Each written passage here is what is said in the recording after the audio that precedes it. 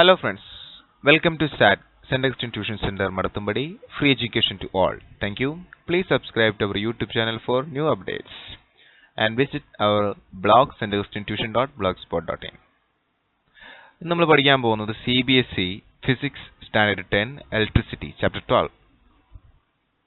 The topic to be covered in this lesson are: first topic, electric current and circuit, electric potential and potential difference, circuit diagram, Ohm's law, factors on which the resistance of a conductor depends, resistance of a system of resistors, heating effect of electric current and electric power. These are the topics discussed in this chapter. ഇതൊക്കെയാണ് നമ്മൾ ഇന്ന് പഠിക്കാൻ പോകുന്ന chapter. First topic നമ്മൾ ഇന്ന് പഠിക്കും electric current and circuit. Okay, first topic is electric current and circuit. നമുക്കറിയാം electricity വളരെയധികം നമ്മുടെ നിത്യജീവിതത്തിൽ വളരെയധികം പ്രാധാന്യമുള്ള ഒരു സംഭവമാണ്. ഇലക്ട്രിസിറ്റി. നമ്മുടെ ചാപ്റ്ററിന്റെ പേര് തന്നെ എന്താണ്? ഇലക്ട്രിസിറ്റി എന്നാണ്. Okay, electricity. എന്താണ് ഇലക്ട്രിസിറ്റി? ഇലക്ട്രിസിറ്റി എന്താണെന്ന് ചോദിച്ചാൽ പലർക്കും പറയാൻ വളരെ ബുദ്ധിമുട്ടാണ്. കാരണം എന്താണെന്ന് പലർക്കും അറിയില്ല. പ്രത്യേകിച്ച് നമ്മൾ ഈ ചാപ്റ്റർ പഠിക്കുമ്പോൾ കുട്ടികൾക്ക് എന്നും സംശയമാണ് എന്താണ് ഇലക്ട്രിസിറ്റി. പക്ഷെ ഇലക്ട്രിസിറ്റിയുടെ ആപ്ലിക്കേഷൻ നമുക്കറിയാം. നമ്മൾ ബൾബ് കത്തിക്കുന്നു, അതുപോലെ തന്നെ മൈക്രോവേവ് ഓവനിൽ നമ്മൾ എന്ത് ചെയ്യുന്നു? ഹീറ്റ് ഉണ്ടാക്കുന്നു, അല്ലെ? ഭക്ഷണം പാചകം ചെയ്യുന്നു, മോട്ടോർ കറങ്ങുന്നു. ഇപ്പം നമുക്കറിയാം ചെറിയ ടൂ വീലർ വരെയുണ്ട് ഇലക്ട്രിസിറ്റി ഉപയോഗിച്ച്. അങ്ങനെ ഇലക്ട്രിസിറ്റി ഉപയോഗിക്കുന്ന ഒത്തിരി സന്ദർഭങ്ങൾ നമ്മൾ നിത്യജീവിതത്തിലുണ്ട്. But what is electricity? എന്തുകൊണ്ടാണ് ഇലക്ട്രിസിറ്റി ഉണ്ടാവുന്നത്? എങ്ങനെയാണ് ഉണ്ടാവുന്നത്? അതിന്റെ കാരണങ്ങൾ അല്ലെങ്കിൽ എന്താണ് സംഭവം എന്നൊക്കെ ചോദിച്ചു കഴിഞ്ഞാൽ ഇത്തിരി ബുദ്ധിമുട്ടാണ് എന്ത് പറയാൻ. പക്ഷെ നമുക്ക് ഇവിടെ വളരെ സിമ്പിളായിട്ട് നമ്മൾ ഇന്ന് പഠിക്കും വാട്ട് ഈസ് ഇലക്ട്രിസിറ്റി എന്ന്.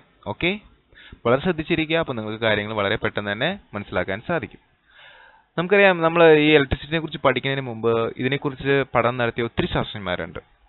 അതിനകത്ത് പ്രധാനപ്പെട്ടവരാണ് sir William Crookes, J Thomson, Robert Millikan, sir Ernest Rutherford and Niels Bohr തുടങ്ങിയ ഒത്തിരി ശാസ്ത്രജ്ഞന്മാർ. അവരുടെയൊക്കെ സംഭാവനകളാണ് പിന്നീട് നമ്മൾ മോഡേൺ ഇലക്ട്രോണിക് തിയറി ഓഫ് മാറ്ററിലേക്ക് മാറിയത്. അപ്പോൾ നമുക്ക് അവരുടെ ചില സംഭാവനകളിൽ നിന്ന് ബേസ് ചെയ്തുകൊണ്ടുകൂടെ നമുക്ക് തുടങ്ങാം. അപ്പോൾ ആദ്യം നമ്മൾ അറിയേണ്ടത് എന്താണ് ഒരു ആറ്റം എന്നും ആറ്റത്തിലെ പ്രധാന കണികകളെ കുറിച്ചാണ്. റൂദർഫോർഡാണ് ആറ്റത്തിന്റെ ഏറ്റവും സെന്ററിലുള്ള ഘടകം കണ്ടുപിടിച്ചത്. അദ്ദേഹം അതിനെ ന്യൂക്ലിയസ് എന്ന് പേര് കൊടുത്തു, ന്യൂക്ലിയസ്. ഓക്കെ, എന്നിട്ട് അദ്ദേഹം പറഞ്ഞു ന്യൂക്ലിയസ് ആറ്റം എന്താണെന്ന് നിങ്ങൾക്ക് അറിയാമെന്ന് ഞാൻ വിചാരിക്കുന്നു, കാരണം you are in 10th standard. Okay, അപ്പോൾ ആറ്റത്തിന്റെ നടുവിലുള്ള പോർഷനാണ് എന്ത്? ന്യൂക്ലിയസ്. ആ ന്യൂക്ലിയസിന് പോസിറ്റീവ് ചാർജ് ആണെന്നും കൂടി അദ്ദേഹം കണ്ടെത്തിയിട്ടുണ്ടായിരുന്നു. അതിനർത്ഥം ന്യൂക്ലിയസിനകത്ത് പോസിറ്റീവ് ചാർജുള്ള കണികകൾ ഉണ്ട് എന്നാണ്. ഓക്കെ, പക്ഷേ ചാർജുള്ള കണികകളാണെങ്കിൽ പോലും നമ്മുടെ ഇപ്പോൾ പേനയുമേ ബുക്കുമേ പേപ്പറുമേ നമ്മൾ തൊട്ടാൽ നമുക്ക് ഷോക്ക് അടിക്കുന്നില്ല, അല്ലെങ്കിൽ ചാർജ് ഇല്ല. അതിന് കാരണം എത്ര പോസിറ്റീവ് ചാർജ് ഉണ്ടോ അത്രയും തന്നെ നെഗറ്റീവ് ചാർജ് ന്യൂക്ലിയസിന് പുറത്തുണ്ട്. അപ്പോൾ ഒരു പോസിറ്റീവ് ചാർജ് ഒരു നെഗറ്റീവ് ചാർജുമായിട്ട് എന്ത് ചെയ്യും? ക്യാൻസൽ ചെയ്ത് പോകും. അപ്പോൾ അതുകൊണ്ട് നമുക്ക് ഏതെങ്കിലും വസ്തുക്കളെ തൊടുമ്പോൾ ചാർജ് അനുഭവപ്പെടുന്നില്ല. അപ്പോൾ ഈ normal situation every material is എന്താണ്? ന്യൂട്രൽ. നമ്മളെന്താ പറയുക? ന്യൂട്രൽ എന്ന് പറഞ്ഞാൽ അതിൻ്റെ അർത്ഥം എന്താ? No charge. കണ്ടോ?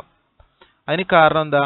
എല്ലാ ആറ്റത്തിലും എല്ലാ വസ്തുക്കളിലും എത്ര പോസിറ്റീവ് ചാർജ് ഉണ്ടോ അത് ന്യൂക്ലിയസിനകത്താണ്, അത്രയും തന്നെ നെഗറ്റീവ് ചാർജ് പുറത്തുമുണ്ട്. അതുകൊണ്ട് ഒരു പോസിറ്റീവ് ചാർജ് ഒരു നെഗറ്റീവ് ചാർജിനെ ക്യാൻസൽ ചെയ്ത് കളയുന്നത് കൊണ്ട് നമുക്കൊരിക്കലും ചാർജ് അനുഭവപ്പെടുന്നില്ല. എന്നാൽ പോസിറ്റീവ് ചാർജ് മാത്രമല്ല ന്യൂക്ലിയസിനകത്ത്, ചാർജ് ഇല്ലാത്ത ന്യൂട്രോൺ എന്ന് പറയുന്ന ഒരു കണിക കൂടി ഉണ്ട്. ഇപ്പൊ നമുക്ക് തൽക്കാലം അതിനെക്കുറിച്ച് പഠിക്കേണ്ട ആവശ്യമില്ല. നമുക്ക് പോസിറ്റീവ് ചാർജിനെയും നെഗറ്റീവ് ചാർജ് കണികളുടെ പേര് പഠിക്കണം. പോസിറ്റീവ് ചാർജിന്റെ പേര് പ്രോട്ടോൺ എന്നാണ്. എന്താണ്? പ്രോട്ടോൺ.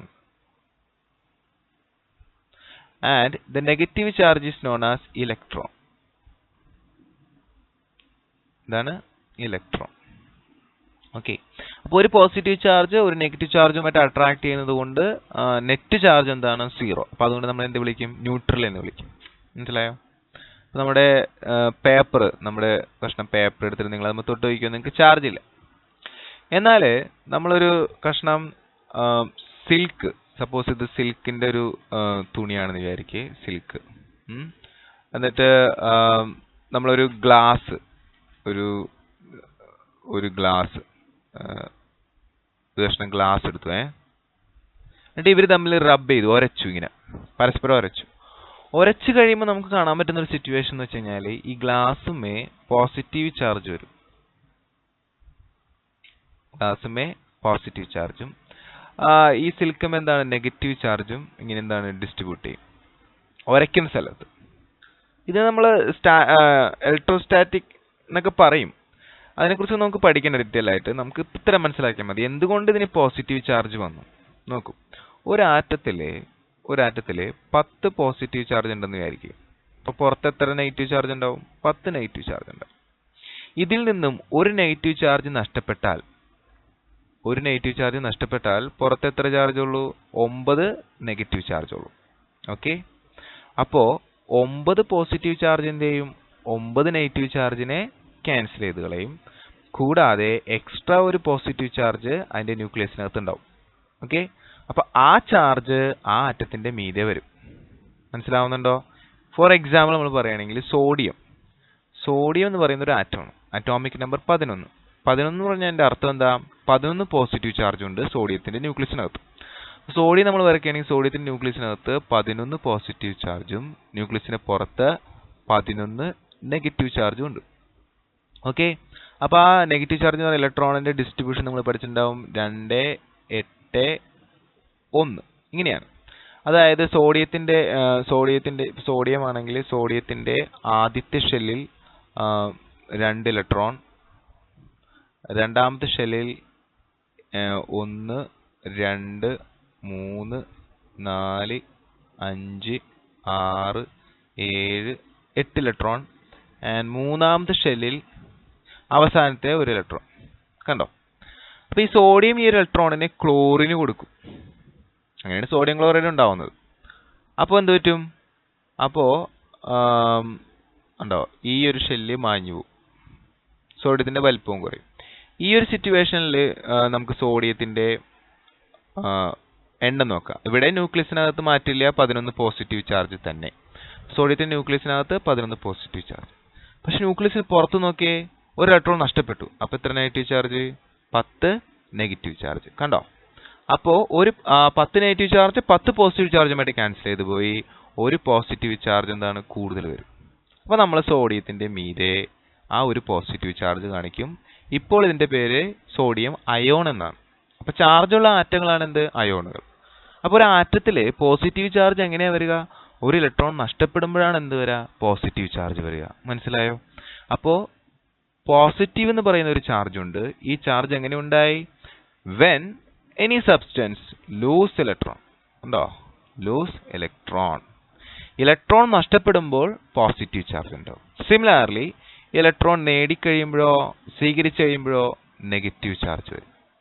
അതിന് എക്സാമ്പിൾ ആണ് ക്ലോറിൻ. ക്ലോറിൻ എടുക്കുകയാണെങ്കിൽ ക്ലോറിൻ അറ്റോമിക് നമ്പർ 70. അതിന്റെ അർത്ഥം ക്ലോറിന്റെ ന്യൂക്ലിയസിനകത്ത് 17 പോസിറ്റീവ് ചാർജ് ഉണ്ട്. ഇലക്ട്രോണിക് കോൺഫിഗറേഷൻ എഴുതിയാൽ 2, 8, 7. ഓക്കെ, അപ്പൊ 3 ഷെല്ലുണ്ട്. അവസാനത്തെ ഷെല്ലിൽ 7 ഇലക്ട്രോൺ. അപ്പൊ ആദ്യത്തെ ഷെല്ല് സാർ വരയ്ക്കാണ്, അവിടെ എന്താണ് 2 ഇലക്ട്രോൺ.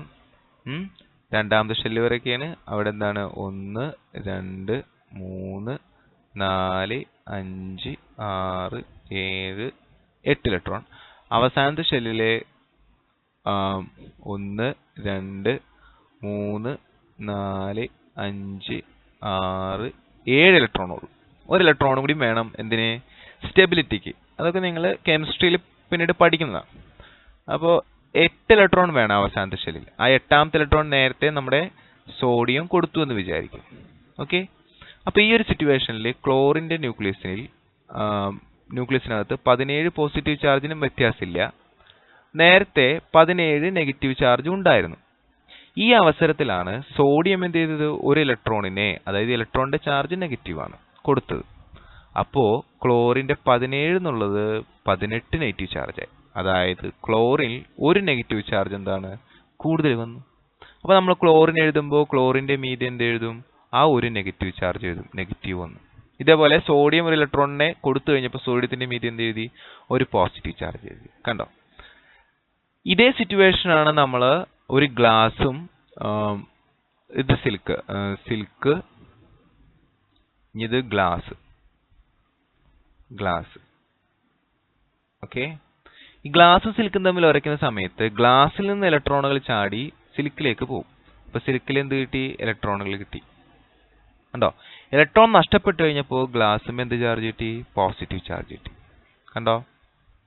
മനസ്സിലായി അല്ലേ? അപ്പോൾ ഇപ്പോൾ ഇവിടെ ചാർജ് ഉണ്ട്. ഈ ചാർജ് ഇവിടെ നിന്ന് ഇലക്ട്രോൺ നഷ്ടപ്പെട്ടപ്പോൾ വന്ന ചാർജാണ് എന്ത്? Positive charge. മനസ്സിലായോ? സിൽക്കിന്റെ ഒരു തുണിയും ഗ്ലാസിന്റെ ഒരു റോഡും എടുത്ത് നമ്മൾ നന്നായിട്ട് ഉരയ്ക്കുക, റബ്ബ് ചെയ്യുക. അപ്പോൾ ഗ്ലാസിൽ നിന്നും ഇലക്ട്രോണുകൾ ചാടി സിൽക്കിലേക്ക് പോകും. ഗ്ലാസ്സിൽ എന്ത് ചാർജ് വരും? പോസിറ്റീവ് ചാർജ് വരും അതിന്റെ സർഫസിൽ. സിൽക്കിലോ നെഗറ്റീവ് ചാർജ് വരും. കാരണം ഇവിടെ നിന്ന് ഇലക്ട്രോൺ ഇവിടെ കിട്ടി, അപ്പോൾ ഇവർക്ക് ഇലക്ട്രോൺ കൂടുതലായി. ഇലക്ട്രോൺ നഷ്ടപ്പെട്ടു, അപ്പോൾ എന്ത് ചാർജ് കൂടുതലായി? പോസിറ്റീവ് ചാർജ് കൂടുതലായി. അപ്പോൾ ഇതിൽ നിന്ന് നമുക്ക് മനസ്സിലാകുന്ന ഒരു കാര്യം, പോസിറ്റീവ് ചാർജ് എന്ന് പറഞ്ഞാൽ it is the deficiency of electron.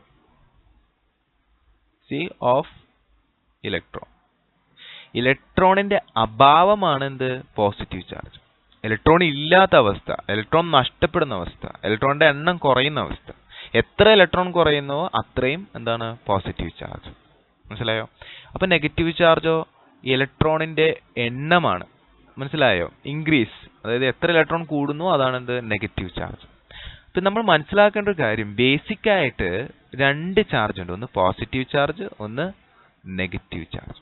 മനസ്സിലായോ? ഈ രണ്ട് കാര്യങ്ങൾ മനസ്സിലായാൽ നമുക്ക് മുന്നോട്ട് പോവാം. എന്തൊക്കെയാണ്? പോസിറ്റീവ് ചാർജും നെഗറ്റീവ് ചാർജും. ഓക്കെ, പോസിറ്റീവ് ചാർജ് എന്ന് പറഞ്ഞാൽ എന്താണ്? നെഗറ്റീവ് ചാർജ്, അതായത് ഇലക്ട്രോൺ ഇല്ലാതെ വരുമ്പോഴാണ് പോസിറ്റീവ് ചാർജ് വരിക. നെഗറ്റീവ് ചാർജോ ഇലക്ട്രോണിന്റെ എണ്ണം വരുമ്പോഴാണ് നെഗറ്റീവ് ചാർജ് വരിക. ഓക്കെ, അപ്പോൾ ഒരു ആറ്റത്തിന് പോസിറ്റീവ് ചാർജ് വരണമെങ്കിൽ ഇലക്ട്രോൺ എന്ത് ചെയ്യണം? കൊടുക്കണം. ഓക്കെ, ഒരാറ്റത്തിന് നെഗറ്റീവ് ചാർജ് വന്നെങ്കിലോ ഇലക്ട്രോൺ എന്ത് ചെയ്യണം? സ്വീകരിക്കണം. മനസ്സിലായോ? ഇനി നമുക്ക് ഇതിന്റെ ഒരു ഇലക്ട്രിക് ഫീൽഡ് ലൈൻ വരയ്ക്കാം. നമുക്കിപ്പോൾ ഒരു കാന്തം ഇങ്ങനെ കൊണ്ടു വെച്ചാൽ, കാന്തം സപ്പോസ് നോർത്ത് സൗത്ത് കാന്തം കൊണ്ടു വെച്ചാൽ നമുക്കറിയാം കാന്തത്തിന് ചുറ്റും അതിന്റെ എന്താണ്? കാന്തിക മണ്ഡലമുണ്ട്, അല്ലെങ്കിൽ എന്താണ്? ഒരു പ്രഭാവമുണ്ട്. നമ്മളിവിടെ ഒരു ഇരുമ്പിന്റെ ഒരു കഷ്ണം കൊണ്ടുവന്ന് കാന്തം എന്ത് ചെയ്യും? അതിനെ അട്രാക്ട് ചെയ്യും. ശരിയല്ലേ? കാന്തത്തിന്റെ ശക്തി ഇതേ ഇത്രയും പ്രദേശങ്ങളിലുണ്ട്. അത് കാന്തിക മണ്ഡലം, അല്ലെങ്കിൽ എന്താണ്? മാഗ്നറ്റിക് ഫീൽഡ് എന്ന് പറയും. ഇതുപോലെ നമുക്ക് ഇലക്ട്രിക് ഫീൽഡ് ഉണ്ട്. നമ്മൾ പോസിറ്റീവ് ചാർജ് ഇങ്ങനെ വെക്കുകയാണെങ്കിൽ, ഓക്കെ, നേരത്തെ നമ്മൾ പോസിറ്റീവ് ചാർജ് കണ്ട് ഗ്ലാസ് റോഡ് കണ്ടു. അപ്പോൾ ഗ്ലാസ് റോഡ് നമ്മൾ എടുത്ത് വെച്ചു, ഇങ്ങനെ വരച്ചതിന് ശേഷം ഗ്ലാസ് റോഡ് എടുത്ത് വെച്ചു. അപ്പോൾ പോസിറ്റീവ് ചാർജ് ഉണ്ട്. ഇതിന് ചുറ്റും പുറത്തേക്ക് കണ്ടോ ഇലക്ട്രിക് ഫീൽഡ് ഉണ്ട്. പുറത്തേക്ക് ഇലക്ട്രിക് ഫീൽഡ് കണ്ടോ? ഇങ്ങനെയാണ് പുറത്തെ ഇതിന്റെ എഫക്റ്റ്, ഈ ചാർജിന്റെ എഫക്റ്റ് വരുന്നത്. മനസ്സിലായോ? ക്ലിയർ? ഓക്കെ, ഇതേപോലെ നെഗറ്റീവ് ചാർജ് നമ്മൾ നേരത്തെ സിൽക്കിന്റെ പറഞ്ഞ പോലെ, സിൽക്കിന്റെ എന്താണ്? Negative charge. ഓക്കെ, ഈ നെഗറ്റീവ് ചാർജിന്റെ പ്രത്യേകത എന്താ? ഇത് അകത്തേക്ക് ഉണ്ടോ? ഇലക്ട്രിക് ഫീൽഡ് എങ്ങാണ് നമ്മൾ ഡയറക്ഷൻ കാണിക്കുക അകത്തേക്ക്. ഇതൊക്കെ നിങ്ങൾ ഡീറ്റെയിൽ ആയിട്ട് തുടർന്നുള്ള ഹയർ സ്റ്റഡീസ് പഠിക്കുക, എന്തുകൊണ്ടാണ് ഇങ്ങനെ കാണിക്കണേ. ഇനി ഇവർ രണ്ടുപേരും അടുത്ത് വന്നു വിചാരിക്കും, സപ്പോസ്. അപ്പോൾ എന്താ സംഭവിക്കാൻ നോക്കാം. ഇപ്പോൾ പോസിറ്റീവ് ചാർജ് ഇവിടെ നിൽക്കുന്നു, നെഗറ്റീവ് ചാർജ് ഇവിടെ നിൽക്കുന്നു. പോസിറ്റീവിൽ നിന്ന് ഒരാൾ ഇങ്ങോട്ട്, ഓക്കെ, നെഗറ്റീവിലേക്ക് എന്താണ്? അയാൾ അട്രാക്ട് ചെയ്യും. കാരണം നെഗറ്റീവിന്റെ അകത്തേക്കും പോസിറ്റീവിന്റെ പുറത്തേക്കുമാണ്. പോസിറ്റീവ് നിന്ന് വരുന്ന ഒരാൾ ഒരു ഫീൽഡ്, അപ്പോൾ അത് എങ്ങോട്ട് അട്രാക്ട് ചെയ്യും? നെഗറ്റീവിലേക്ക്. നോക്കൂ, ഇപ്പോൾ ഈ രണ്ട് സൈഡ് നോക്കൂ, പോസിറ്റീവിൽ നിന്ന് പുറത്തേക്ക്, നെഗറ്റീവിന്റെ അകത്തേക്ക് കണ്ടോ? അപ്പോൾ നമുക്കിത് ഇങ്ങനെ എന്താണ്? ഒരു ഫീൽഡ് കാണാൻ പറ്റും. അതായത് പോസിറ്റീവ് ചാർജും നെഗറ്റീവ് ചാർജും വന്നാൽ അവർ പരസ്പരം എന്ത് ചെയ്യും? അട്രാക്ട് ചെയ്യും. കണ്ടോ? അതായത് പോസിറ്റീവ് ചാർജ് നെഗറ്റീവ് ചാർജിന്റെ അടുത്തേക്ക്, നെഗറ്റീവ് ചാർജ് പോസിറ്റീവ് അടുത്തേക്ക് അട്രാക്ട് ചെയ്യും. നേരെ മറിച്ച് നമ്മളൊരു പോസിറ്റീവ് ചാർജും വന്നു വിചാരിക്കാം. അപ്പോൾ എന്താ സംഭവിക്കാൻ നോക്കിയേ, ഇവിടുന്ന് ഇങ്ങോട്ട് അല്ലേ, പുറത്തേക്ക്. ഇതും എന്താണ്? പുറത്തേക്ക്. കണ്ടോ? അപ്പോൾ രണ്ടും അട്രാക്ട് ചെയ്യുന്നില്ല, മറിച്ച് എന്താണ്? ഇങ്ങനെ വളഞ്ഞു പോവും. കണ്ടോ? അപ്പോൾ എന്താണ്? കണ്ടോ? ഇതിങ്ങനെ വരുന്നു, ഇങ്ങനെ വളഞ്ഞു പോകുന്നു, ഇതിങ്ങനെ വരുന്നു, വളഞ്ഞു പോകുന്നു. കണ്ടോ? അപ്പോൾ ഇവർ തമ്മിൽ എന്ത് ചെയ്യില്ല? അട്രാക്ട് ചെയ്യില്ല, ഇവർ തമ്മിൽ ആകർഷിക്കില്ല.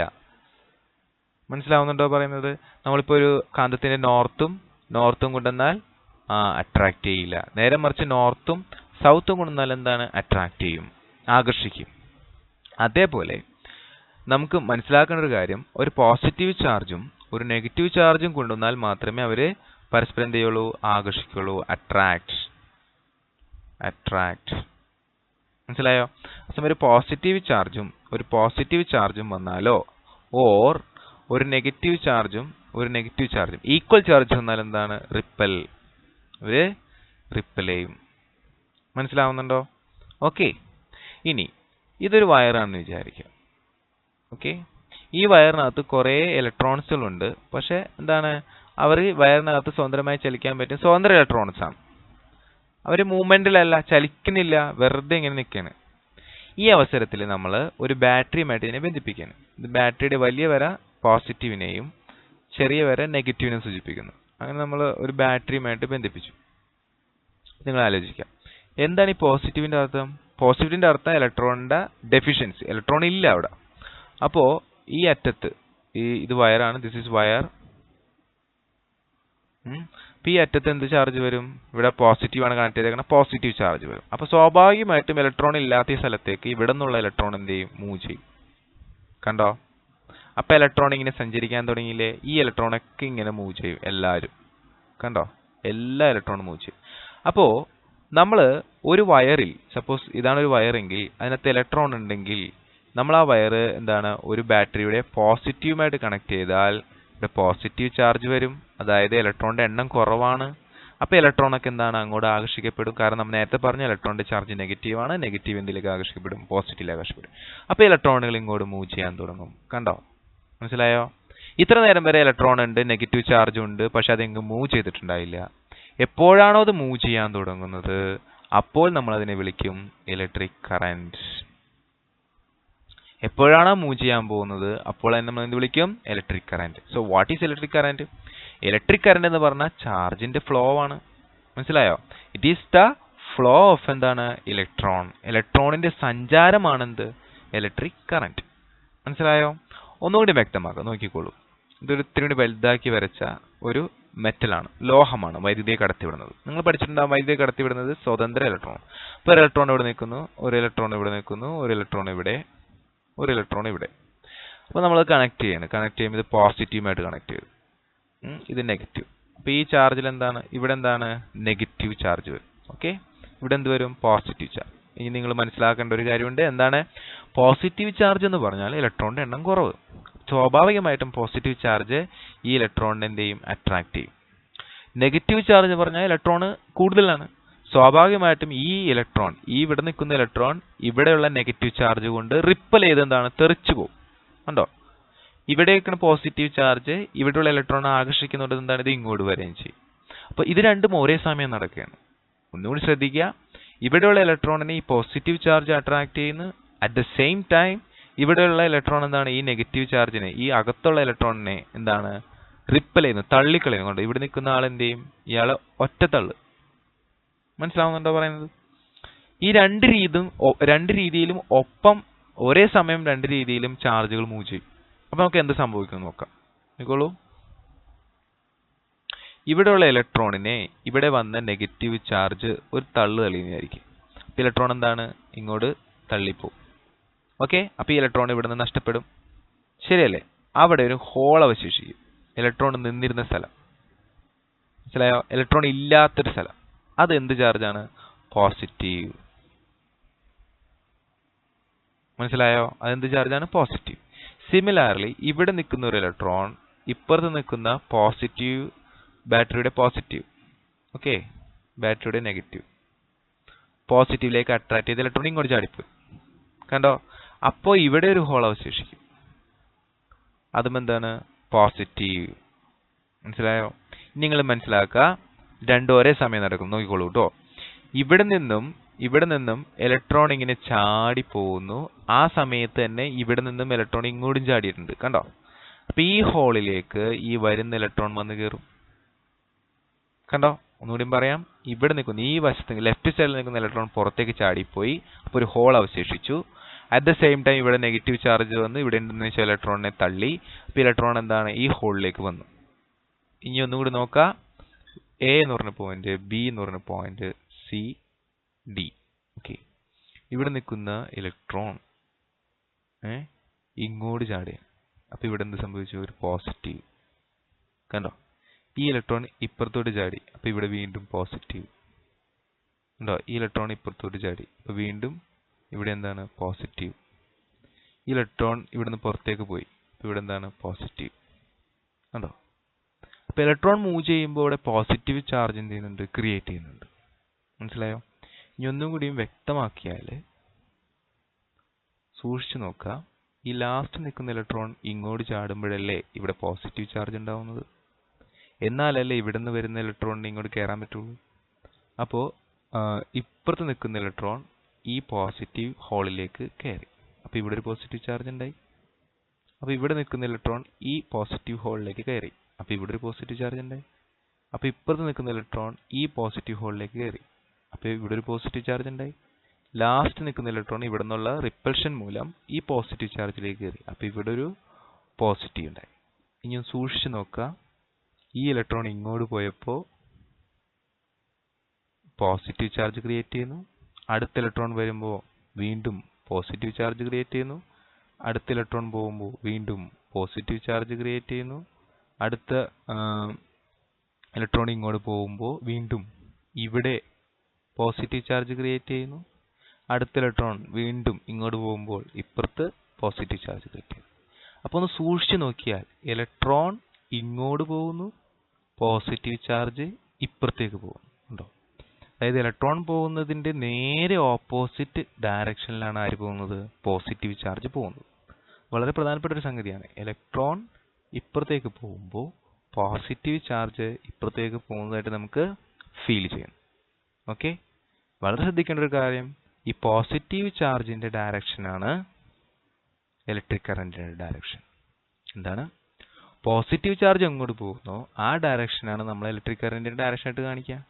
എന്നാൽ ഇലക്ട്രിക് കറന്റ് നമ്മൾ ഡിഫൈൻ ചെയ്യുമ്പോൾ ഇലക്ട്രോണിന്റെ സഞ്ചാരമാണ് ഇലക്ട്രിക് കറന്റ് എന്ന് നമ്മൾ പറയുന്നു. കാരണം ഇലക്ട്രോൺ പോകുമ്പോഴാണ് അവിടെ എന്തുണ്ടാവുന്നത്? പോസിറ്റീവ് ചാർജ് ഉണ്ടാവുന്നത്. അപ്പോൾ നമുക്ക് എങ്ങനെ ഡിഫൈൻ ചെയ്യാൻ പറ്റും, എങ്ങനെ മനസ്സിലാക്കാൻ പറ്റും ഇലക്ട്രിക് കറന്റ്? ഇപ്പോൾ നമ്മളൊരു സർക്യൂട്ട് ഇങ്ങനെ വരയ്ക്കുകയാണെങ്കിൽ ഇങ്ങനെ ഡയറക്ഷൻ ഇട്ടാൽ അതിൻ്റെ അർത്ഥം എന്താ? ഇങ്ങോട്ട് പോകുന്നത് ആരെ? Positive charge.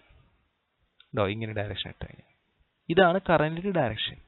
ഇലക്ട്രോൺ അപ്പം എങ്ങോട്ടായിരിക്കും? നേരെ ഓപ്പോസിറ്റ്. മനസ്സിലായോ? നമ്മൾ പറഞ്ഞു വന്നത് പോസിറ്റീവ് ചാർജിന്റെ മൂവ്മെന്റോ ഓർ നെഗറ്റീവ് ചാർജിന്റെ മൂവ്മെന്റോ ആണെന്ത്? Electric current. ഇപ്പം ഇലക്ട്രിക് കറന്റ് ഉണ്ടാവണമെങ്കിൽ ഒന്നില്ലെങ്കിൽ പോസിറ്റീവ് ചാർജ് മൂവ് ചെയ്യണം, അല്ലെങ്കിൽ നെഗറ്റീവ് ചാർജ് മൂവ് ചെയ്യണം. So how to define electric current? Electric current is expressed by the amount of charge flowing through a particular area and unit time. മനസ്സിലായോ? എത്രത്തോളം ഇതേപോലത്തെ charge പോവും. Charge for example നമ്മളിപ്പോൾ ഒരു ഇത് നമ്മുടെ പ്ലഗ് ആണെന്ന് വിചാരിക്കും. നമ്മളിവിടെ നിന്ന് മൊബൈൽ ഫോൺ ചാർജ് ചെയ്യാനായിട്ട് കുത്തിയിട്ടു. Mobile phone. അപ്പോൾ എന്താണ്? ഇവിടെ നിന്നുള്ള ചാർജ് എന്താണ്? മൊബൈൽ ഫോണിലേക്ക് വരും. അവസാനം കുറച്ച് കഴിയുമ്പോൾ മൊബൈൽ ഫോൺ പറയും ഫുൾ ചാർജ്. പിന്നെ ചാർജ് വരുമോ? ഇല്ല. അപ്പോൾ ഇവിടെ നിന്നും ചാർജ് ഇങ്ങോട്ട് ഒഴുകി. ആ ഒഴുക്കലിനെ നമ്മൾ പറയും flowing. It is known as electric current. മനസ്സിലായോ? അപ്പോൾ എന്തോരം ചാർജ് പോയി അത് നമുക്ക് എങ്ങനെ മനസ്സിലാവും? നമുക്ക് മൊബൈൽ നോക്കിയാൽ അറിയാം ഫുൾ ചാർജ് വന്നു അല്ലേ. അപ്പോൾ നമ്മൾ എത്ര സമയം കുത്തിയിടുന്നു? ചിലപ്പോൾ ചില മൊബൈല് 1 മണിക്കൂർ കുത്തിയിടും. 1 മണിക്കൂർ കൊണ്ട് എത്ര ചാർജ് പോയി കണ്ടുപിടിക്കാൻ പറ്റും. മനസ്സിലായോ? അതേപോലെ electric current is expressed by the amount of charge flowing through a particular area in unit time.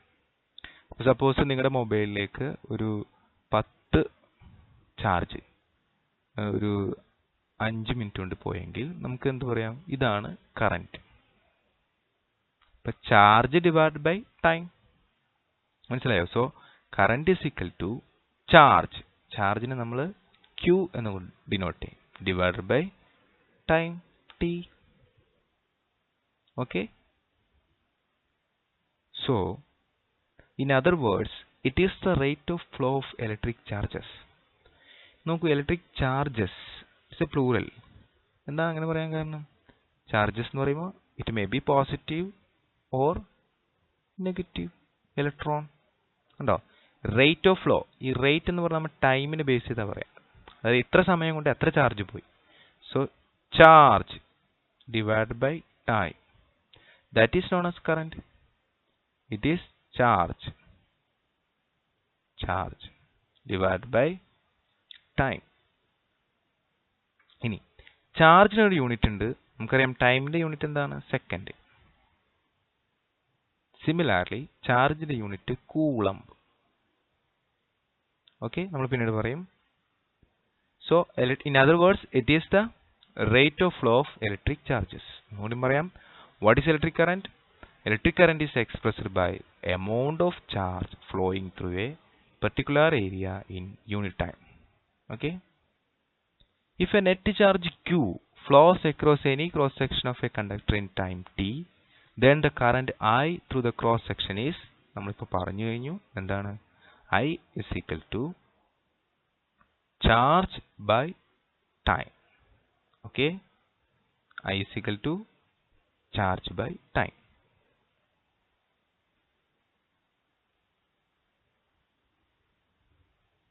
നമുക്ക് യൂണിറ്റ് നോക്കാം. എന്തൊക്കെയാണ് ഈ കറന്റിന്റെ unit? The SI unit of electric charge is Coulomb. നമ്മൾ നേരത്തെ പറഞ്ഞു കൂളംബ് ആണ് ഇലക്ട്രിക് ചാർജ്. സി ചാർജിന്റെ യൂണിറ്റ് എന്താണ്? C Coulomb. And the electric current is expressed by a unit called ampere. കറന്റിന്റെ യൂണിറ്റ് ആംപിയർ. മനസ്സിലായോ? എന്താണ് പറഞ്ഞത്? ചാർജ് ബൈ ടൈം ആണ് എന്ത്? കറന്റ്. ഇത് മറക്കരുത്. ഓക്കെ, ഇതിനകത്ത് ടൈമിന്റെ യൂണിറ്റ് സെക്കൻഡ്. സിമിലാർലി ചാർജിന്റെ യൂണിറ്റ് കൂളംബ്, കറന്റിന്റെ യൂണിറ്റ് ആംപിയർ. മനസ്സിലായോ? കറന്റ് എന്ന് പറയുന്നത് രണ്ടും ചേർന്നതാണ്. ചാർജ് ബൈ ടൈം, അതായത് കൂളംബ് ബൈ സെക്കൻഡ്. അതിന് നമ്മൾ മറ്റൊരു പേരിട്ട് വിളിക്കുക എന്താണ്? Ampere. Okay, Andre Marie Ampere എന്ന് പറയുന്ന ഒരു ശാസ്ത്രജ്ഞനോടുള്ള റെസ്പെക്ട് കൊണ്ടാണ് നമ്മൾ ആ പേരിട്ട് വിളിക്കുന്നത്. ഓക്കെ, ഇനി small quantities of current R expressed in milli ampere. 1 milli ampere is equal to 10⁻³ ampere. Similarly, or in micro ampere, micro new ampere, micro എന്നാണ് നമ്മൾ വിളിക്കുക, is equal to 10⁻⁻6 ampere. Okay, what is 1 coulomb and what is 1 ampere? 1 coulomb എത്രയാണെന്ന് വെച്ചാൽ നമ്മൾ എന്ത് പറയും? 1 ampere ചോദിച്ചാൽ നമ്മൾ എന്ത് പറയും? നോക്കാം. 1 coulomb എന്ന് പറഞ്ഞു കഴിഞ്ഞാൽ ഇത്രയും എണ്ണം ഇലക്ട്രോൺ ആണ്.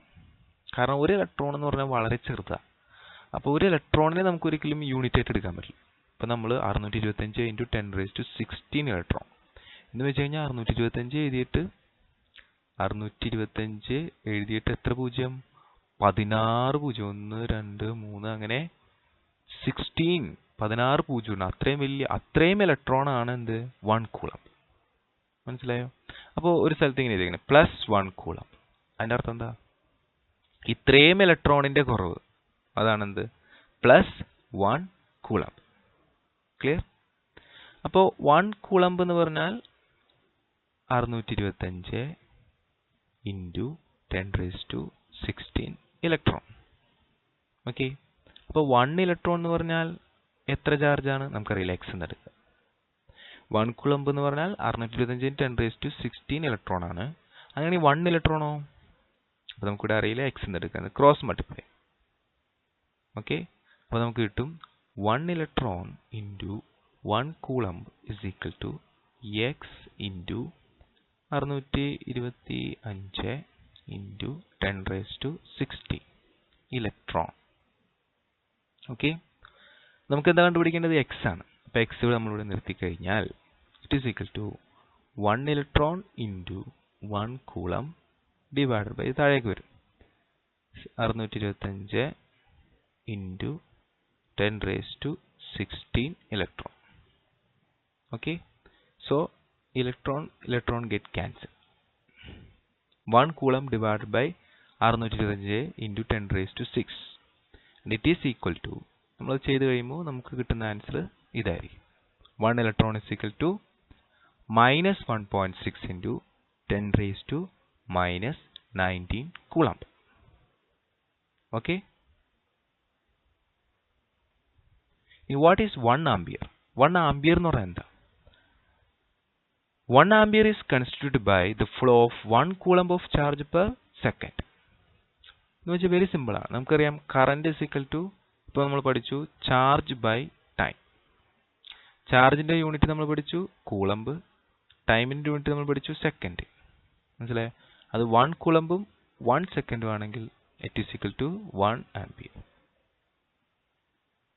എന്താണ്? 1 കൂളംബ് ചാർജ്, നമ്മൾ നേരത്തെ പറഞ്ഞ 1 കൂളംബിൽ എത്ര ഇലക്ട്രോൺ ഉണ്ടെന്ന്, അത്രയും ഇലക്ട്രോണിന്റെ ചാർജ് ഡിവൈഡഡ് ബൈ 1 സെക്കൻഡ് ആണ് എന്ത് 1 ആംപിയർ. അതായത് നമ്മളിപ്പോൾ ഒരു വയർ എടുക്കുകയാണെങ്കിൽ ഇവിടെ ഒരു പോയിന്റ് എഴുതി എ, 1 സെക്കൻഡ് കൊണ്ട്, അതായത് നിങ്ങളൊന്ന് കണ്ണടച്ച് തുറക്കുമ്പോഴത്തേക്കും 1 സെക്കൻഡ് കൊണ്ട് ഈ പോയിന്റിലൂടെ 1 കൂളംബ് ചാർജ് പോയാൽ എത്രയാണ് current? Current is equal to 1 ampere. ഒന്നുകൂടി പറയാം, ഇതൊരു പോയിന്റ് എടുക്കുക, ഒരു കമ്പിയാണ്, ചെമ്പ് കമ്പി. അതിനകത്ത് ഈ ഒരു പോയിന്റ് എടുക്കുക, ഈ പോയിന്റിനെ എ എന്ന് രേഖപ്പെടുത്തുക. ഓക്കെ, എ എന്ന് പറഞ്ഞൊരു പോയിന്റ്. നിങ്ങളൊന്ന് കണ്ണടച്ച് തുറന്നപ്പോഴത്തേക്കും, അതായത് വെറും 1 സെക്കൻഡ് കൊണ്ട് ഇതിലൂടെ 1 കൂളംബ് ചാർജ് കടന്നു പോയാൽ ആ കറന്റിനെ നമ്മൾ പറയും 1 ആംപിയർ. എന്താണ് പറയാ? 1 ampere. So 1 ampere is constituted by the flow of 1 coulomb of charge per second. Per second means 1 second. Okay.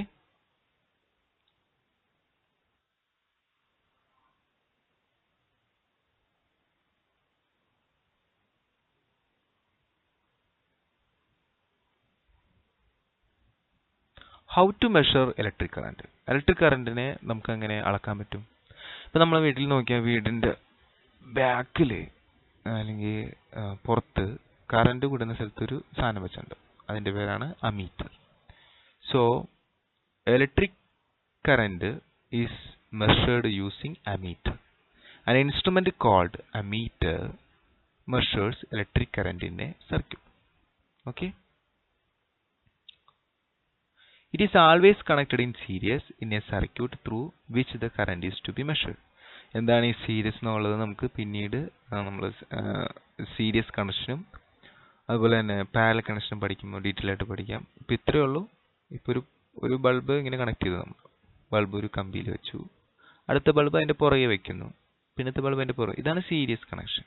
Okay, അതേപോലെ നമ്മൾ അമീറ്റർ എപ്പോഴും സീരീസ് ആയിട്ടാണ് കണക്ട് ചെയ്യുക. അതായത് ബൾബ് ഉണ്ട്, കറണ്ട് ഉണ്ടെങ്കിൽ ഇവിടെ കൊണ്ട് നമ്മൾ എന്ത് വെക്കും? അമീറ്റർ വെക്കും. അമീറ്റർ നമ്മൾ ഇതിങ്ങനെ ഡിനോട്ട് ചെയ്യുക. കണ്ടോ, ഒരു വട്ടം ഇട്ടിട്ട് അതിനകത്ത് എ എഴുതുക, ഒരു സൈഡ് പോസിറ്റീവ്, ഒരു സൈഡ് നെഗറ്റീവ്. ഓക്കെ, ഇതാണ് അമീറ്റർ. എക്സാമ്പിൾ നമുക്ക് സർക്യൂട്ട് ഇപ്പോൾ കാണാം.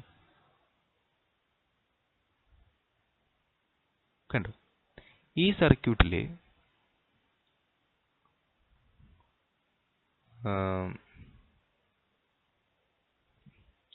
എന്തൊക്കെയുണ്ടെന്ന് നോക്കൂ. ഇത് ഒരു ബാറ്ററിയാണ്. ബാറ്ററിയുടെ വലിയ വര, ഈ നീളം കൂടിയ വര, ലെങ്ത് വയർ പോസിറ്റീവ്, നീളം കുറഞ്ഞത് എന്താണ്? നെഗറ്റീവ്. ഓക്കെ, നമ്മൾ നേരത്തെ പറഞ്ഞു പോസിറ്റീവിൽ നിന്നാണ് നമ്മൾ ഡയറക്ഷൻ പറയുക. ഇപ്പൊ കറണ്ട് നമ്മൾ ഇങ്ങനെ കാണിക്കും, കണ്ടോ, പോസിറ്റീവിൽ നിന്ന്. അപ്പൊ ഈ ഭാഗം എന്താണ്? പോസിറ്റീവായി. ഇതൊരു അമീറ്റർ, കണ്ടോ, ഇവിടെയാണ് അമീറ്റർ എ. ഈ ഭാഗം എന്താണ്? നെഗറ്റീവ്. ഇത് കീ ആണ്. നമ്മൾ പിന്നീട് പഠിക്കും ഇതിന്റെ റെപ്രസെന്റേഷൻ ഒക്കെ സർക്യൂട്ട്. ഇപ്പൊ തൽക്കാലം ഇത്രയും മനസ്സിലാക്കുക. എന്താണ് അമീറ്റർ? ഇതാണ് അമീറ്റർ. അമീറ്റർ ഒരു ബൾബിന്റെ പുറകിലായിട്ട്, കണ്ടോ, ഈ സർക്യൂട്ടിൽ. അതായത് സീരീസ് കണക്ഷൻ. ഇതാണ് സീരീസ് ആയിട്ടാണ് എപ്പോഴും അമീറ്റർ നമ്മൾ ഒരു സർക്യൂട്ടിൽ രേഖപ്പെടുത്തുക. Okay, ammeter is denoted by like this. Okay, thank U.